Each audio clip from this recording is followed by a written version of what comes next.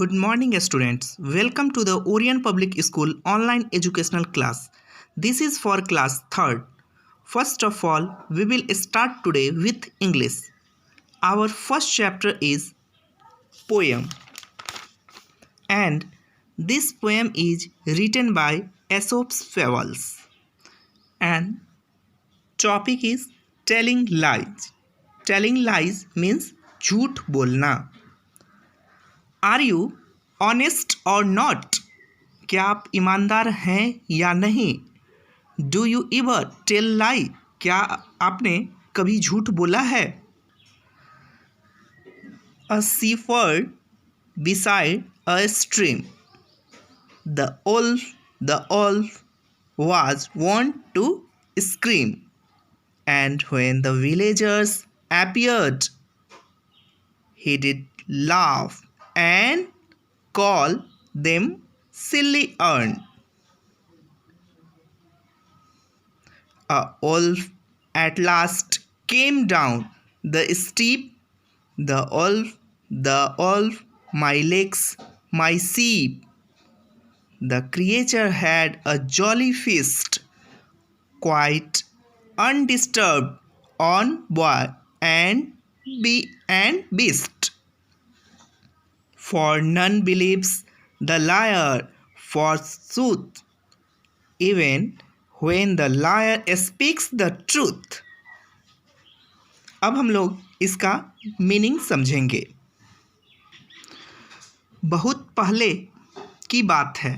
एक गांव में एक चरवाहा रहता था. उसके पास कई सारे भेड़ थी जिन्हें चराने वह पास के जंगलों में जाया करता था. हर रोज़ सुबह वह भेड़ों को जंगल ले जाता और शाम तक वापस घर लौट जाता. पूरा दिन भेड़ घास चरती और चरवाहा बैठा बैठा उबता रहता.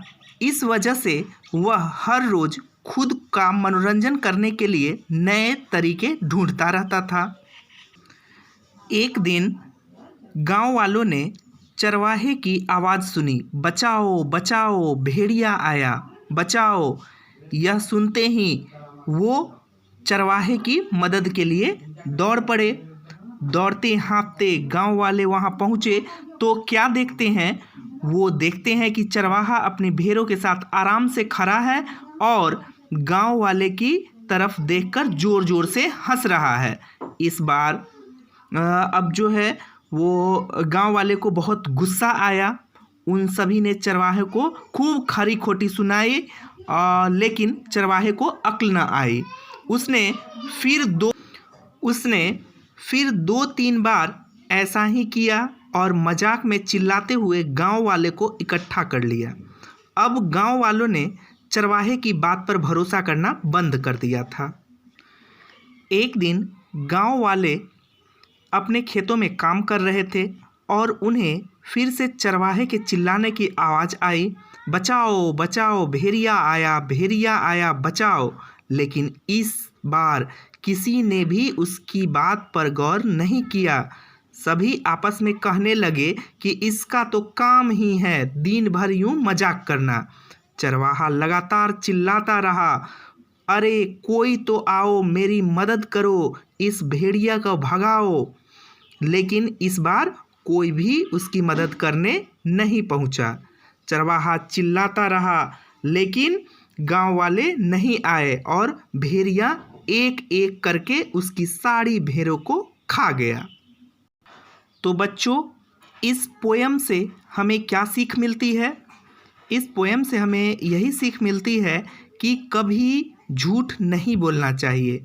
झूठ बोलना बहुत बुरी बात होती है.